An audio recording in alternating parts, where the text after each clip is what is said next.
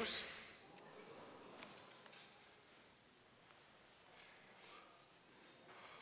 En cette belle journée ensoleillée, le sable était devenu un cauchemar.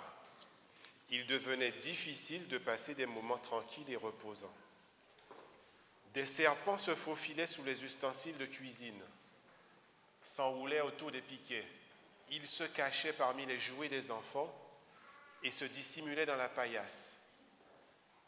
Malheureusement, leurs crochets s'enfonçaient profondément dans la chair, injectant un venin mortel. Des centaines de personnes agonisaient.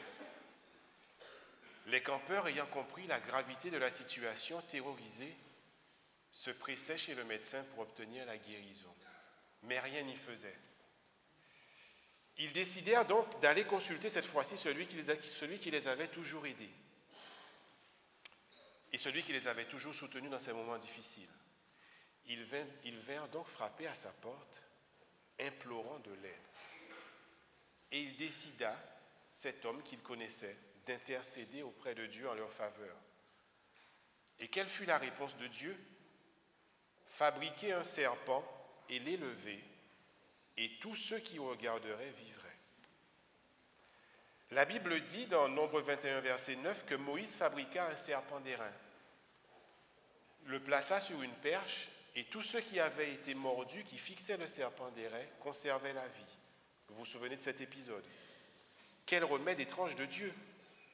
Il ne s'agissait pas de regarder un agneau sur l'autel du sanctuaire, mais de lever les yeux vers un serpent qui est le symbole du mal.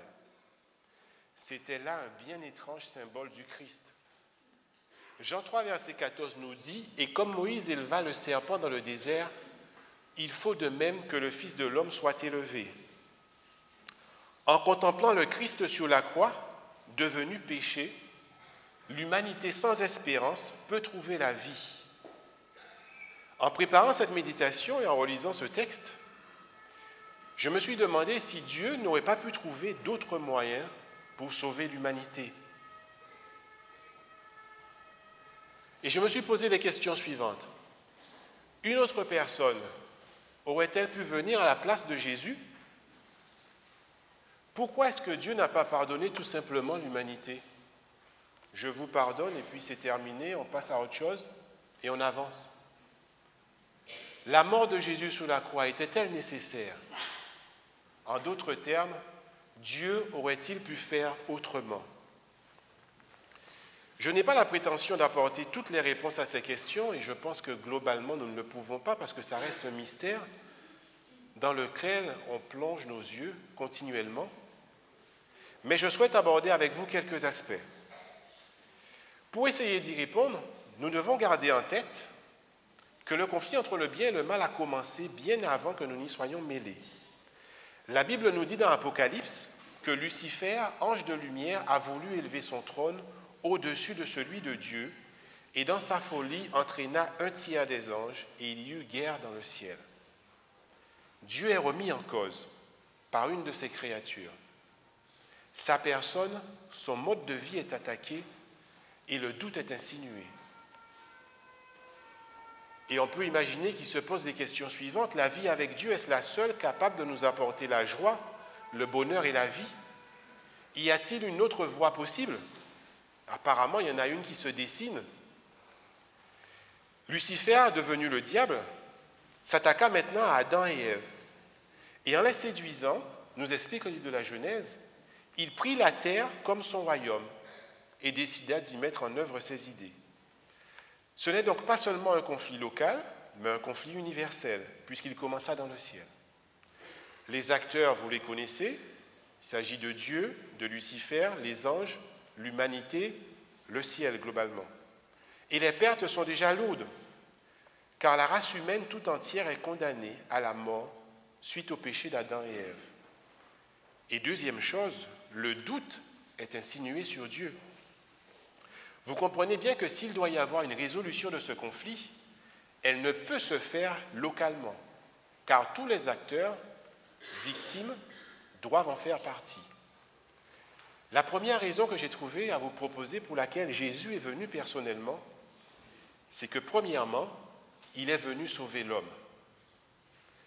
Les premiers chapitres de la Genèse nous expliquent comment nos premiers parents, Adam et Ève, succombèrent au mal et de ce fait entraînèrent toute l'humanité dans cette voie sans issue, la mort. Car Dieu avait prévenu l'homme et la femme en leur disant dans Genèse, « Le jour où vous en mangerez, vous mourrez. Le jour où vous ne me ferez pas confiance, le jour où tu voudras connaître le bien et le mal par toi-même, tu mourras. » Quand Satan proposa à Adam et Ève de devenir comme des dieux, il leur propose en fait le rejet de Dieu en tant que souverain et Seigneur. Et Adam et Ève succombèrent à cette attitude qui est l'exaltation de leur personne, du moi, et par conséquent le fait de se tourner vers eux-mêmes. C'est un point qu'on a déjà abordé. Le péché n'est pas un acte, mais une attitude qui va nous entraîner à commettre d'autres péchés au pluriel. La nature humaine a donc été contaminée par le péché. Et nous sommes tous atteints de ce syndrome. Comme l'indique Romains 3, versets 9 à 12, Paul dit « Quoi donc? Sommes-nous plus excellents? Nullement, car nous avons déjà prouvé que tous, juifs, grecs, sont sous l'empire du péché. Selon qu'il est écrit, il n'y a point de juste, pas même un seul. Nul n'est intelligent, nul ne cherche Dieu. Tous sont égarés, tous sont pervertis, il n'en est aucun qui fasse le bien, pas même un seul. » Le péché nous affecte de trois manières. 1. Je suis né avec cette nature pécheresse, rebelle et ennemi de Dieu, qui est condamné à la mort. Deuxièmement, je suis esclave et corrompu par le mal, ce qu'on appelle la puissance du péché. Et troisièmement, nous le voyons autour de nous, nous vivons dans la présence du péché. Dieu se retrouve donc face à un dilemme. Dieu savait ce qui allait se passer et que toute la race humaine n'était pas responsable. Et donc il décide de mettre en place le plan de la rédemption pour récupérer la race humaine. Dieu est créateur. Ce rôle est essentiel. Il domine sur toutes ses créations. Et cette fonction créatrice est dans l'essence même de sa personne. Le Créateur seul peut améliorer, corriger, récupérer ou plus simplement sauver sa création. Ce rôle de sauveur par essence fait partie aussi de sa personne, car l'amour est à la base de sa puissance. Dieu, Jésus, ne peut laisser mourir l'humanité abandonnée à son sort. Et il a tout fait pour la récupérer, quel que soit le prix. Et je pense que vous avez tous ce texte en tête, Jean 3, verset 16, « Car Dieu a tant aimé le monde qu'il a donné son Fils afin de nous sauver. » Satan entraîna les hommes dans le péché pendant 4000 ans, tandis que le Christ, lors de sa venue, s'efforça de nous relever. L'homme a été trompé par Adam et Ève, l'esprit obscurci par les sophismes du diable. Il ne connaissait ni la hauteur ni la profondeur de l'amour de Dieu. Donc une possibilité subsistait, lui faire connaître cet amour. On était en droit d'espérer qu'en contemplant le caractère divin, l'homme serait attiré par lui. Et donc Dieu décida de sauver la race humaine. Mais un problème important se posa à lui. Dieu veut sauver l'homme, qui est condamné à périr, mais Dieu souhaite aussi pardonner à l'humanité, tout en exerçant sa justice, de façon à ce que le péché ne reste ni impuni, ni excusé. La question du salut pose donc une tension au niveau de l'intégrité de Dieu. Comment sauver l'homme sans court-circuiter ce qu'il avait dit, sans court-circuiter sa parole, sa loi? Il fallait donc trouver une formule pour sauver l'homme à cause de son amour, sans affecter sa propre loi. Je vous invite à lire avec moi Romains 3, versets 25 et 26. C'est lui, donc Jésus, que Dieu a destiné par son sang à être pour ceux qui croiraient victime propitiatoire, afin de montrer sa justice parce qu'il avait laissé impunis les péchés commis auparavant au temps de sa patience. Afin, dis-je, de montrer sa justice dans le temps présent, de manière à être juste, tout en justifiant celui qui a la foi en Jésus.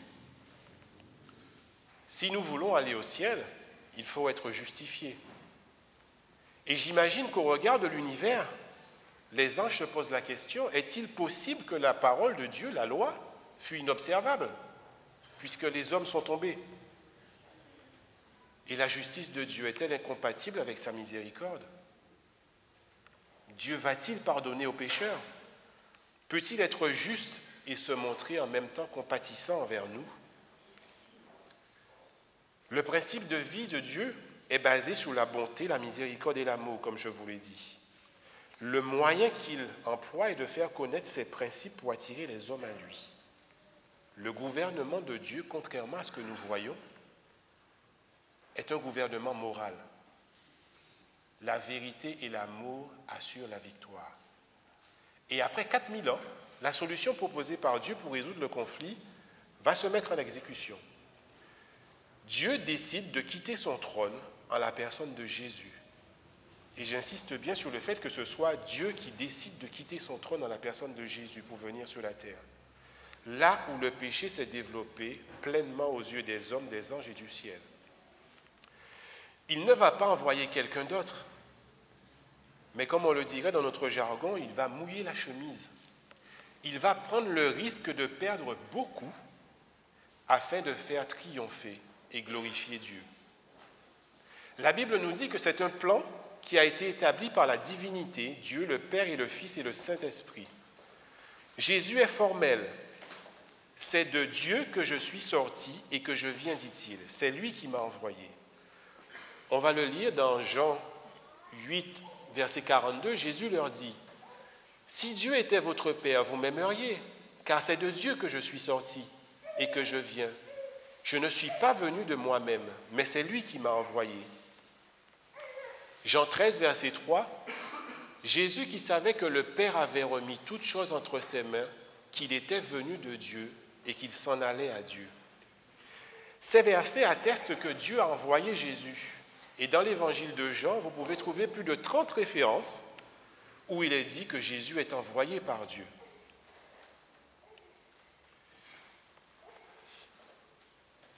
Romains 8, verset 3 nous dit « Car chose impossible à la loi, parce que la chair la rendait sans force, Dieu a condamné le péché dans la chair en envoyant à cause du péché son propre Fils dans une chair semblable à celle du péché. » Et nous avons encore 2 Corinthiens 13, verset 4. « Car il a été crucifié à cause de sa faiblesse, mais il vit par la puissance de Dieu.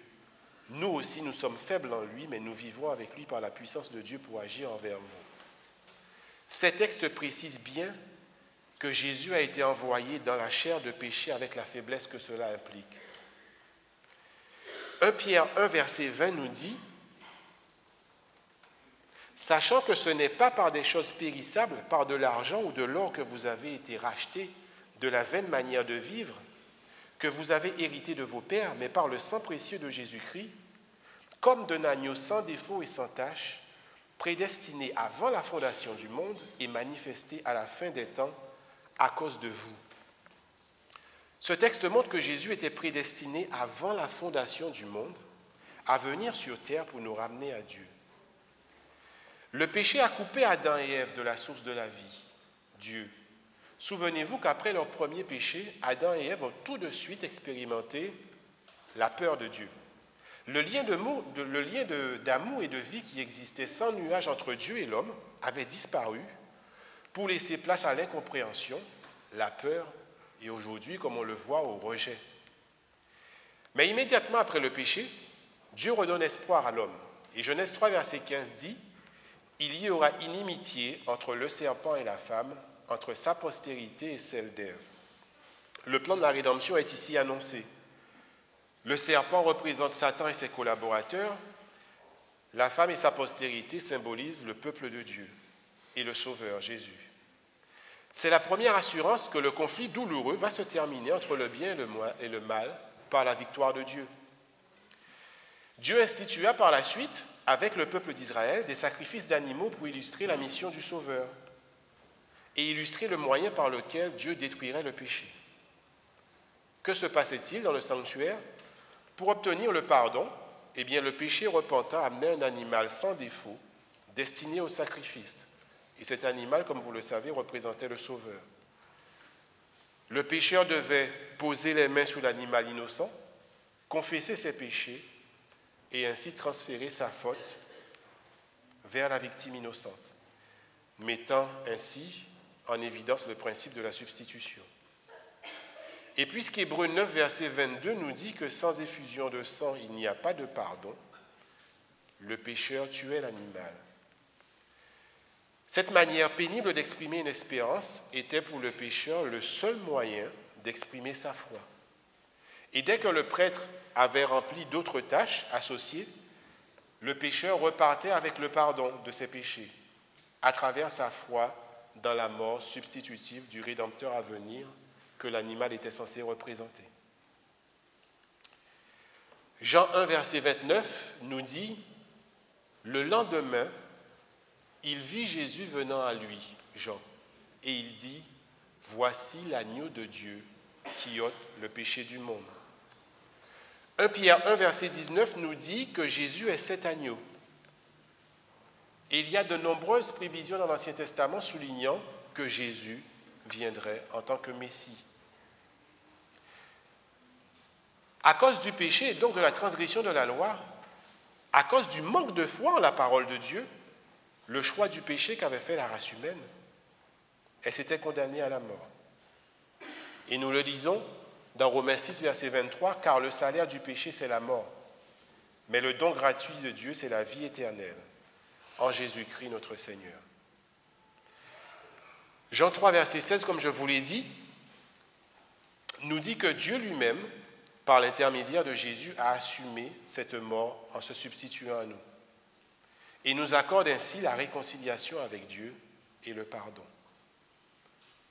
La transgression d'Adam a amené la souffrance et la mort pour l'humanité, mais le sacrifice de Jésus, lui, va apporter la vie et l'immortalité.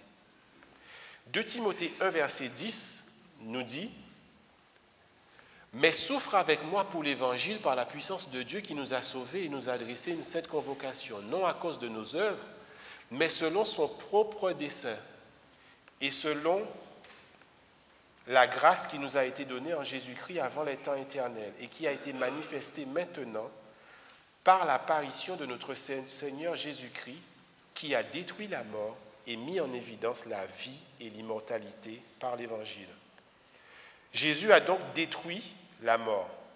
Il a mis en évidence la vie et l'immortalité. Jésus a vaincu la mort, c'est un point important. Et il offre à tous ceux qui ont foi en lui la résurrection et la vie. Seul Jésus, à ma perception en tant que créateur, est la source de la vie et avait le pouvoir de vaincre la mort. Le deuxième élément que je veux partager avec vous, c'est le fait qu'il soit venu révéler Dieu aux hommes. La Bible dit dans Matthieu 1, verset 23, « On lui donnera le nom d'Emmanuel, Dieu avec nous. » Il était l'image du Père, l'image de sa grandeur. Et c'est pour manifester cette gloire qu'il est venu dans le monde. Il allait révéler Dieu à la fois aux hommes et aux anges. Jésus était, on peut dire, la pensée de Dieu perceptible à nos oreilles. Dans la prière qu'il a formulée envers ses disciples, il dit « Je leur ai fait connaître ton nom, miséricordieux et compatissant, lent à la colère, riche en grâce et en fidélité. » 1 Pierre 1, verset 12, que je vous invite à lire, nous dit « Les prophètes qui ont prophétisé touchant la grâce qui vous était réservée ont fait de ce salut l'objet de leurs recherches et de leurs investigations, voulant sonder l'époque et les circonstances marquées par l'Esprit de Christ qui était en eux et qui attestaient d'avance les souffrances de Christ et la gloire dont elles seraient suivies. Il leur fut révélé que ce n'était pas pour eux-mêmes, mais pour vous, qui étaient les dispensateurs de ces choses que vous ont annoncées maintenant ceux qui vous ont prêché l'Évangile par le Saint-Esprit envoyé du ciel, et dans lesquels les anges désirent plonger leur regard. » Les anges regardent donc ce qui se passe. Et ainsi, la première tâche du Christ, et la plus nécessaire, consiste bien à faire connaître Dieu. Et tout dans sa vie est subordonné à cela. Il doit débarrasser le nom de Dieu de toutes les erreurs qui ont été accumulées sur son compte. Et je pense que si vous réfléchissez chacun à vous-même, vous verrez que nous avons tous des erreurs sur le nom de Dieu, dans notre perception que nous avons de Dieu. Et Jésus est à la barre pour mettre la vérité en pleine lumière. Matthieu 5, verset 21 nous dit, Jésus dit, « Vous avez entendu qu'il a été dit, mais moi je vous dis. » 2 Corinthiens 3, verset 14 explique que le voile sur l'Ancien Testament ne se lève qu'en Jésus. Pour connaître Dieu, donc, il faut connaître celui qui l'a envoyé. Et il ne s'agit pas simplement d'étudier ce que la Bible en dit, mais pour le connaître, il faut entretenir une relation vivante avec lui, basée sur la foi. Il ne s'agit pas d'une simple formulation intellectuelle. Tout le monde peut en parler. Mais connaître Dieu, c'est d'abord le reconnaître en tant que Dieu dans sa vie et accepter sa souveraineté. C'est aussi comprendre Dieu malgré la souffrance qui envahit le monde autour de nous et vivre avec lui dans une relation intime. Si vous relisez le Nouveau Testament, Dieu s'est présenté comme un Dieu qui guérit les infirmités des hommes. Il soulage les douleurs, il console les malheureux, il nourrit les affamés, il apporte la paix à ceux qui sont troublés.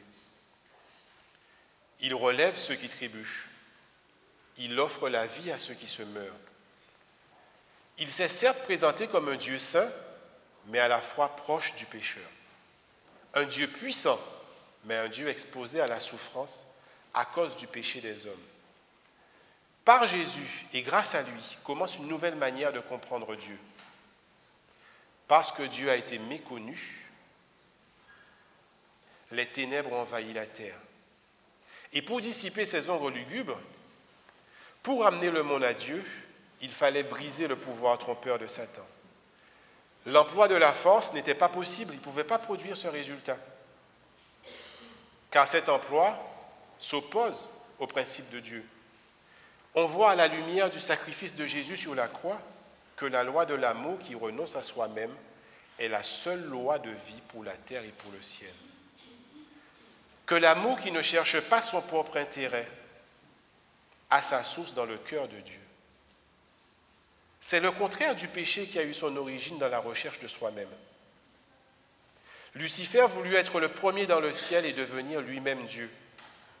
Dieu fait le contraire en devenant serviteur des hommes, soumis à Dieu et répandant son amour autour de lui. Dieu n'accepte qu'un service d'amour. Mais comme vous le savez, l'amour ne se commande pas. Il ne s'obtient pas par usage de la force ou de l'autorité. L'amour seul éveille l'amour. Connaître Dieu, donc, c'est aussi l'aimer. Et cette œuvre ne pouvait être accomplie que par celui qui connaissait la profondeur et l'amour de Dieu. La vie d'un être humain sans péché ou celle d'un ange n'aurait pu révéler cet amour. Seul Jésus, le Fils de Dieu, connaissant cette profondeur, pouvait révéler cela à l'humanité. Le monde autour de nous, Lucifer avait dit « J'élèverai mon trône au-dessus de Dieu ». C'est comme ça que le monde fonctionne. Mais Christ, dont la condition était celle de Dieu, s'est dépouillé en prenant la condition d'esclave, nous dit la Bible, en devenant semblable aux hommes. Je ne sais pas si vous réalisez Dieu qui prend la condition des hommes. Il a fait un sacrifice volontaire. Au lieu de demeurer auprès du Père, il a préféré remettre son sceptre et descendre du trône de l'univers pour apporter la lumière à ceux qui se meurent et à ceux qui en étaient privés. Le troisième aspect pour lequel Jésus est venu, que je souhaite partager avec vous, il est venu réconcilier l'homme avec Dieu et le justifier. Je pense que vous avez en mémoire l'histoire de Jacob qui, dans sa fuite, s'est endormi et fait un songe où il voit une échelle qui descend et il voit les anges descendre sur terre. Et on peut penser que cette échelle de Jacob symbolise Jésus. En devenant humain, Jésus réunit la divinité et l'humanité. Il peut donc nous atteindre où que nous soyons. Jésus prit la nature humaine et incorpora en lui l'humanité. Ses bras divins saisissent le trône de Dieu pendant que son humanité embrasse la race humaine, et nous mettant ainsi en relation avec Dieu, reliant le ciel et la terre, réconciliant ainsi l'homme avec Dieu. L'union des deux natures, le Dieu-homme, nous dit Philippiens 2, versets 6 et 7, divinité et humanité se sont en quelque sorte combinés. Et grâce à cela, nous dit 2 Pierre 1, verset 4, les croyants peuvent devenir participants de la nature divine. La combinaison de la nature humaine et divine de Jésus apporte donc une force supplémentaire et la réconciliation de l'homme avec Dieu. En assumant notre nature, le Sauveur s'est rattaché à l'humanité par un lien qui ne sera jamais brisé. Jésus a été donné pour toujours à l'humanité.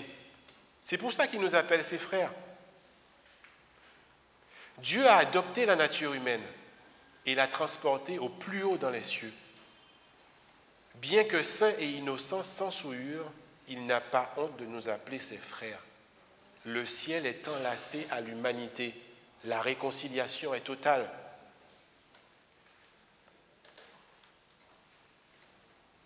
Seul Jésus, réunissant les deux natures, pouvait assumer le rachat et le salut de l'humanité.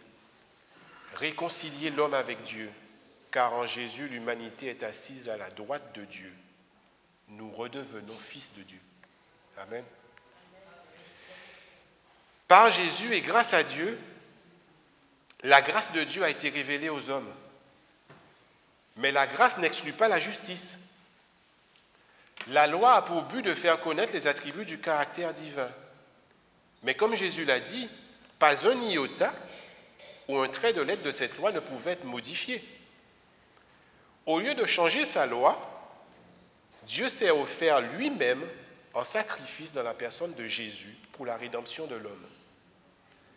La loi exige la justice, une vie juste, un caractère parfait, mais l'homme ne peut se conformer à cela. Le Christ, Jésus, venu sur la terre en tant qu'homme, a vécu dans la sainteté, a formé un caractère parfait. Et Dieu offre cela gratuitement à tous ceux qui veulent les recevoir. C'est le salut par grâce que vous connaissez. Sa vie se substitue à celle des hommes. De cette manière, ceux-ci obtiennent la rémission des péchés commis auparavant au temps de la patience de Dieu, comme nous dit le texte biblique. Ce ne sont pas nos œuvres ou notre performance qui nous réhabilitent aux yeux de Dieu, mais seule l'œuvre de Jésus que nous acceptons par la foi. Dieu nous regarde au travers de Jésus et nous justifie. En Jésus, nous sommes réconciliés et justifiés. Avant-dernier point que je souhaite partager avec vous. Il est venu restaurer l'homme.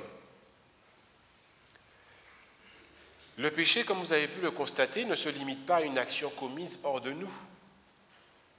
Il entraîne la corruption de notre être. Nous ne sommes plus, après avoir péché, comme nous étions avant d'avoir péché. Comme on l'a vu au tout début, comme je l'ai expliqué, le péché affecte notre nature et porte en lui une puissance infernale. L'apôtre Paul en parle dans Romains, si vous voulez, vous pouvez lire Romains 7, Romains 8 à la maison, et nous montre comment l'être humain est esclave du péché. Même quand il désire faire le bien, il fait le mal. L'homme fait corps avec le mal, et même en essayant de faire le bien, il en sort du mauvais. Pour nous récupérer et nous racheter, Dieu aurait pu-t-il simplement nous pardonner? Mais hélas non, le pardon de Dieu ne saurait se limiter simplement à l'oubli de la faute commise. Il réclame impérativement la modification de notre nature, une véritable guérison, une restauration qui dépend du pouvoir créateur. Nous ne pouvons pas rester comme cela.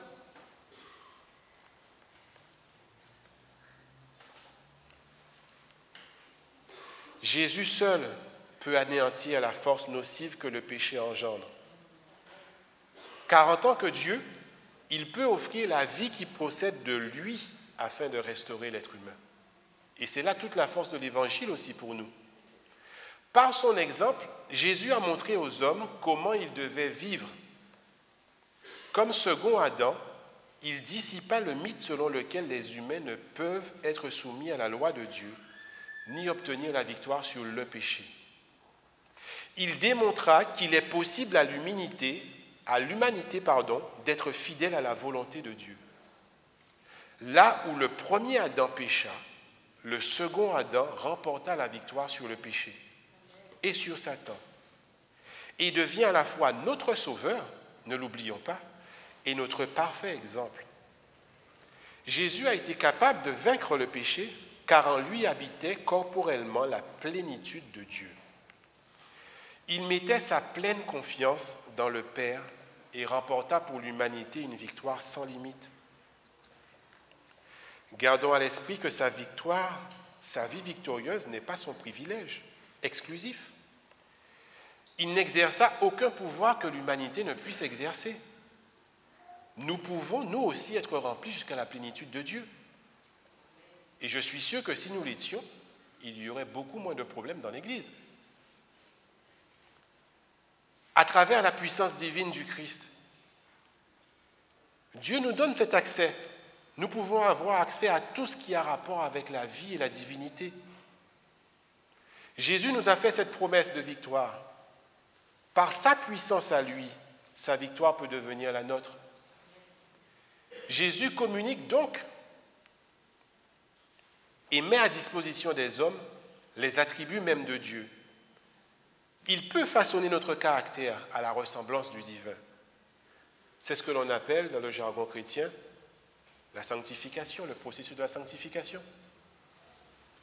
Jésus prouve donc par sa vie et par sa mort que la justice de Dieu n'exclut pas la miséricorde, mais que le péché peut être pardonné et que sa parole peut aussi être observée. Le dernier point avec lequel je souhaite vous quitter,